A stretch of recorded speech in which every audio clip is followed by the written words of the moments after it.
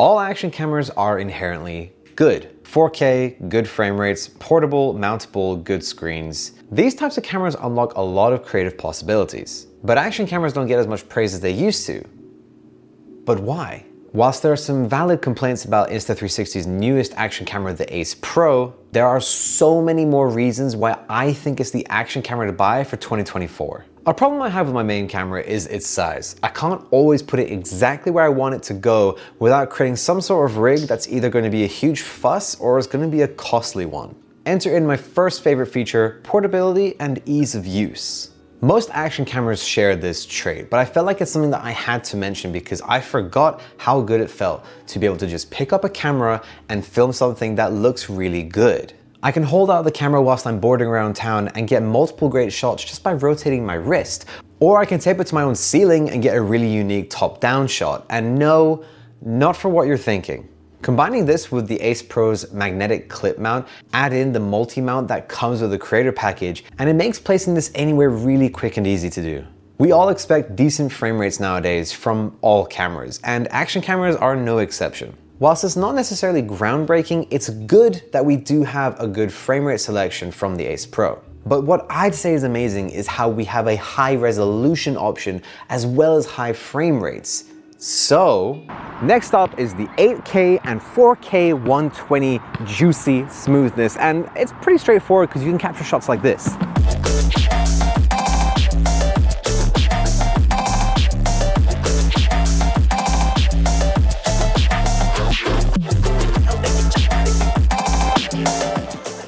As well as having 8K for super high quality detailed shots, you also have lots of frame rates in 4K. And that's something else I love about the ACE Pro, is that you're not held back in choice of frame rate or pixel density. Plus, you have HDR when you're filming in 4K. You don't have it in 8K, but there is a flat picture profile which helps squeeze out more dynamic range from the camera, so you can get good shots no matter what.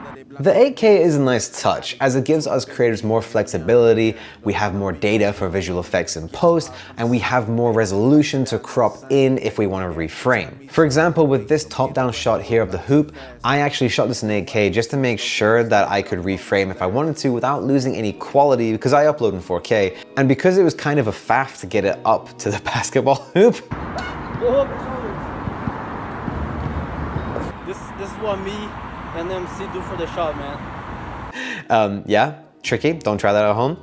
I knew that I may as well give it as much resolution as possible so that, yeah, if I need to reframe, I can. Of course, you should bear in mind this is an action camera, so shooting in 8K is going to not only chew through memory, which it would with any camera, but it will also chew through battery. Now let's get on to one of the main selling points that Insta360 spoke so much about. The reason they pushed this point so hard is because it works. Flat out, plainly, it works. And it's really, really great. Because remember, this is an action camera. And all those videos that came out comparing the ACE Pro to the GoPro Hero 12, it wasn't even a fair comparison because the ACE Pro obliterated the GoPro when it came to its low light capabilities. And that's all because of the larger sensor and the AI processing that's done in camera. For reference, this is my Lumix S5 Mark II. I'm shooting at 10,000 ISO right now, f1.8 lens.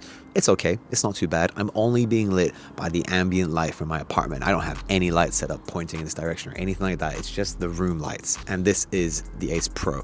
Now, obviously, my S5 is a little bit brighter, maybe a little bit cleaner, but I'm still widely impressed that the ACE Pro can even see me and produce a pretty clean image. So how it works is when you're recording your image, it looks grainy, it looks pretty meh, to be honest. But then when you finish recording and the image is then processed, you have a nice clean image once you go back to view it because the AI processing has done its thing and it looks really good. Like, I'm genuinely impressed. It also achieves being able to see in low light through the larger sensor, and of course by dropping the shutter speed ever so slightly. It doesn't have to do it as much as GoPros have to even be able to see in low light, but it can be a little bit noticeable depending on what is happening in the shot and how much camera movement there is. But it really isn't that noticeable. I've just noticed it like a little bit here and there. Also in areas that do have a bit of light, like if you live in a city and you're just, I don't know, in a bright area, I would definitely recommend trying out pure video mode. That's what the low light mode is called on the ACE Pro, because you'll get an even cleaner result because there is some more ambient light than what I've provided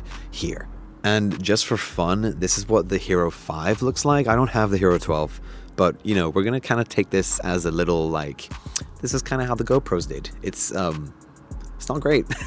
It's not great. It's old, to be fair, to be fair. One would think that action cameras would make great vlogging cameras. Portability, high resolution, good dynamic range and HDR options, but an area that has always been lacking is audio. The built-in microphones just aren't good enough, especially compared to a lav or shotgun microphone. So the ACE Pro has built-in microphones, and this is what they sound like with, you know, a little bit of speed. I'm going like 10 kilometers an hour. This thing doesn't do miles.